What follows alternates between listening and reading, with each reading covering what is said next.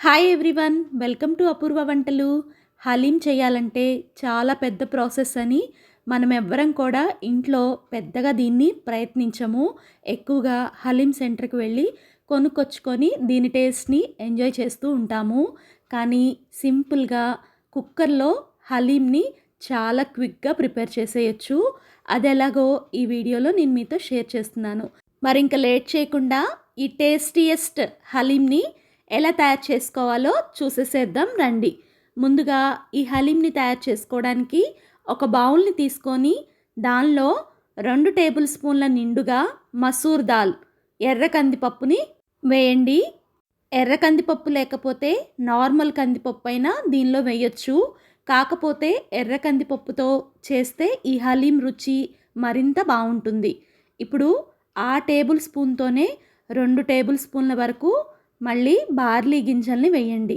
Same measurement అన్నీ కూడా 2 table స్పూన్ల చొప్పున పెసరపప్పు, అలాగే 2 టేబుల్ స్పూన్ల చొప్పున మినపగుళ్ళు వేయండి. తర్వాత ఒక 12 వరకు బాదాం, ఇంకొక 12 జీడిపప్పు, అలాగే ఒక 12 పిస్తా పలుకులు, ఇంకా ఒక టేబుల్ స్పూన్ నిండుగా మిరియాలు, అలాగే ఇంకొక టేబుల్ స్పూన్ నిండుగా పచ్చెనగపప్పుని వేయండి. ఇవన్నీ కూడా ముందు నార్మల్ వాటర్ వేసేసి శుభ్రంగా పప్పులని మట్టిపోయే విధంగా చక్కగా కడుక్కోండి.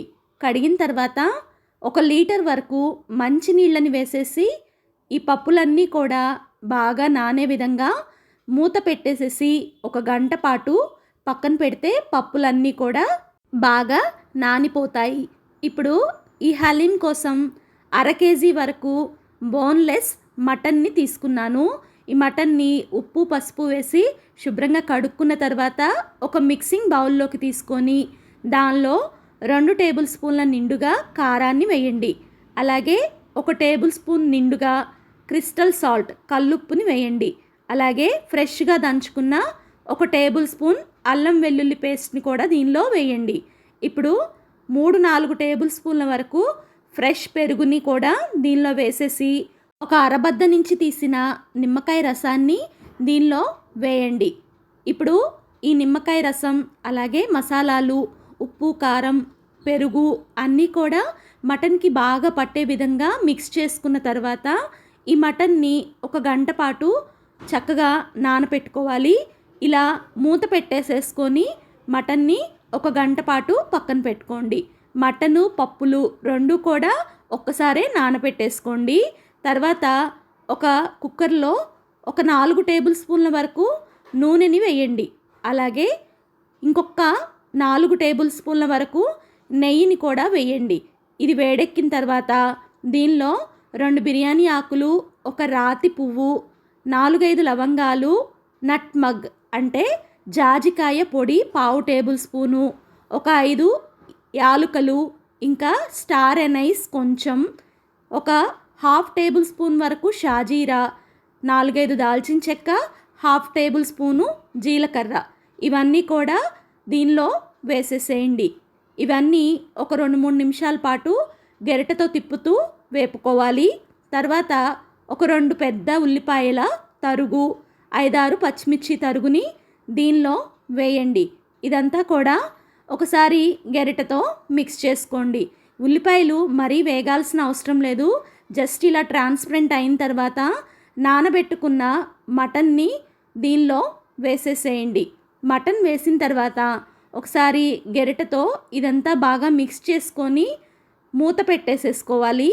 మూత పెట్టుకొని ఒక 5-6 నిమిషాలు మంటని మీడియం ఫ్లేమ్లో పెట్టుకొని ఉడికించుకున్నామంటే మటన్లో నీరు అనేది చూడండి ఇలా బయటకు వచ్చింది.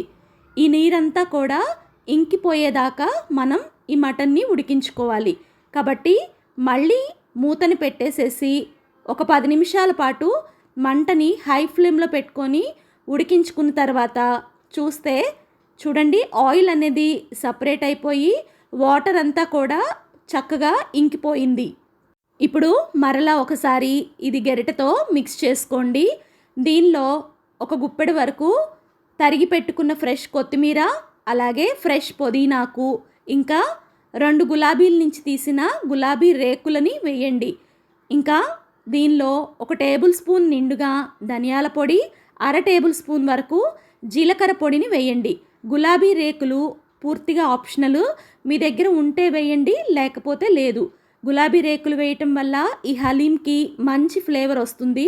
ఇదంతా కూడా ఒకసారి గరిటెతో మిక్స్ చేసేసుకొని తర్వాత నానపెట్టుకున్న పప్పులని నీళ్లతో సహా దీనిలో వేసేసిన తర్వాత గరిటెతో మరొక్కసారి ఇదంతా బాగా కలిసే విధంగా మిక్స్ చేసుకొని కుక్కర్ని లాక్ చేసేసి విజిల్ పెట్టేసేసి మంటని సిమ్లో పెట్టుకొని 40 నిమిషాల పాటు ఉడికించుకున్నారంటే ఈ పప్పులు, మటన్ అన్నీ కూడా పర్ఫెక్ట్గా ఉడికిపోతాయి. 40 నిమిషాల తర్వాత లాక్ ఓపెన్ చేసి చూస్తే చూడండి, మటన్ కానీ పప్పులు కానీ చాలా చక్కగా ఉడికిపోయినాయి. ఇప్పుడు దీన్ని ఒక పప్పు గుత్తితో చక్కగా ఎనుపుకోవాలి. ఇలా స్మాష్ చేసుకుంటేనే హలీం అనేది చాలా రుచిగా ఉంటుంది.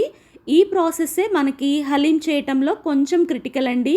ఒక 10 నుంచి 15 నిమిషాల పాటు ఈ ప్రాసెస్ అనేది పడుతుంది. ఒకవేళ మీరు దీన్ని పప్పు గుత్తితో స్మాష్ చేయలేకపోతే దీన్ని చల్లారి పెట్టుకొని ఒక్కసారి లైట్గా పల్స్ మోడ్లో మిక్సీ పట్టుకున్నా కూడా సరిపోతుంది. ఇలా రెడీ చేసుకొని పక్కన పెట్టుకొని ఇప్పుడు దీనికి పోపు కోసం ఒక బాండీలో 4 టేబుల్ స్పూన్ల వరకు నూనెని వేసి అది వేడెక్కిన తర్వాత 2 ఉల్లిపాయల తరుగుని దీనిలో వేసేసేయండి. ఈ బ్రౌన్ ఆనియన్స్ ఫ్రై చేసుకోవడానికి మంటని హైలో పెట్టుకొని ఈ ఆనియన్స్ అనేవి సగం బడ వేగే వరకు గరిటెతో మిక్స్ చేసుకుంటూ ఫ్రై చేసుకోండి. చూడండి, ఆనియన్స్ అనేవి సగం వేగినాయి.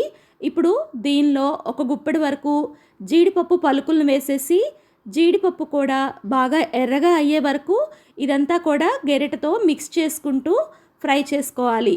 ఇలా రెడీ అయిన తర్వాత ఫ్రెష్గా తరిగిన గుప్పెడు కొత్తిమీర, గుప్పెడు పుదీనాకుని దీనిలో వేసేసి పొయ్యిని కట్టేసేసి ఇదంతా కూడా బాగా కలిసే విధంగా ఒకసారి గరిటెతో మిక్స్ చేసుకున్నారంటే రెడీ అయిపోతుంది.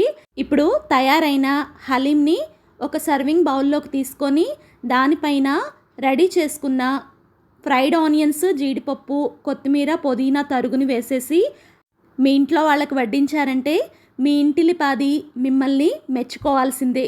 అంత బాగుంటుంది మరి ఈ హలీం టేస్ట్. మరి ఈజీగా నా స్టైల్లో ఒకసారి ఈ కుక్కర్ హలీంని ట్రై చేసి మీకు ఎలా వచ్చిందో కామెంట్ చేయండి. ఫస్ట్ టైం మన వీడియోస్ చూస్తుంటే ఇలాంటి మంచి మంచి వంటల కోసం మన ఛానల్ని సబ్స్క్రైబ్ చేసుకొని బెల్ ఐకాన్ ఆల్ అని ప్రెస్ చేస్తే నేను పెట్టే ప్రతి నోటిఫికేషన్ మీకు వస్తుంది. వీడియో నచ్చితే లైక్ చేసి మీ ఫ్రెండ్స్కి, ఫ్యామిలీకి షేర్ చేయండి. ఇంకొక హెల్తీ రెసిపీతో మీ ముందుంటాను. Thank you for watching. Bye by.